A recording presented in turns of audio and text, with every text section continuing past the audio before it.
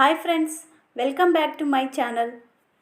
ఈ వీడియోలో ఉసిరి దీపాలని ఎలా వెలిగించాలో, అలాగే ఉసిరి దీపాలని వెలిగించడం వలన ఎంతటి పుణ్యం లభిస్తుందో తెలుసుకుందాం. కార్తీక మాసం శివకేశవులు ఇద్దరికీ ప్రీతికరం. కార్తీక మాసం అనగానే గుర్తొచ్చేది నదీ స్నానాలు, దీపారాధన, నోములు, ఉపవాసాలు, అలాగే ఉసిరి దీపం. ఉసిరి దీపంని మనము లక్ష్మీ ప్రతీకగా కొలుస్తాము. అలాగే ఉసిరి చెట్టు కింద శ్రీ మహావిష్ణువు కొలువు ఉంటారని భావిస్తారు.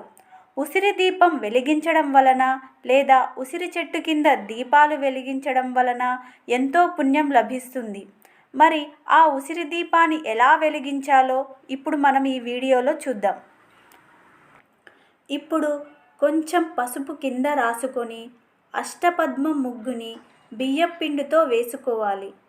తరువాత 2 తమలపాకులను తీసుకోవాలండి. దానిపైన కొంచెం బియ్యం వేసుకోవాలి. అలాగే పువ్వులు కూడా వేసుకోవాలండి.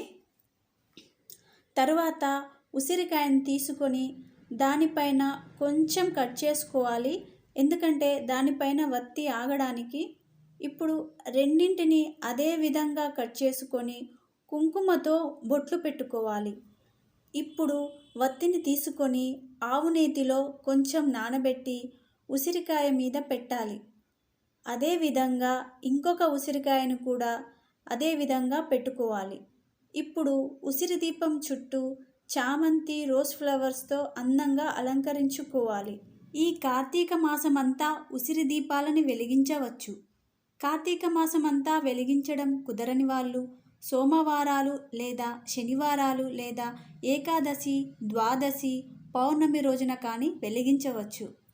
ఈ ఉసిరి దీపాన్ని గుళ్ళో వెలిగించడం చాలా మంచిదండి.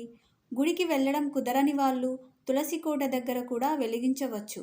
ఏకాదశి, ద్వాదశి రోజు ఉసిరి దీపాన్ని వెలిగించడం వలన లక్ష్మీ కటాక్షం, అలాగే శ్రీ మహావిష్ణువు అనుగ్రహం లభిస్తుంది.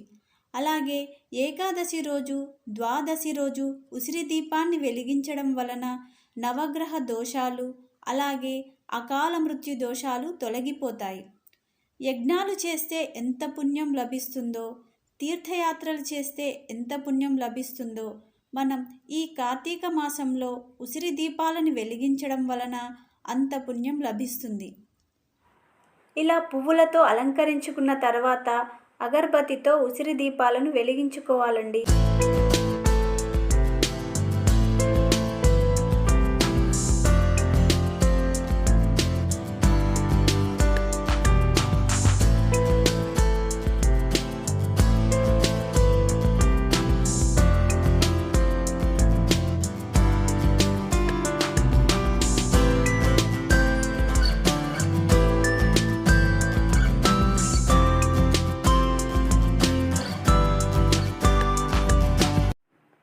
సో ఫ్రెండ్స్, ఇది ఈరోజు వీడియో.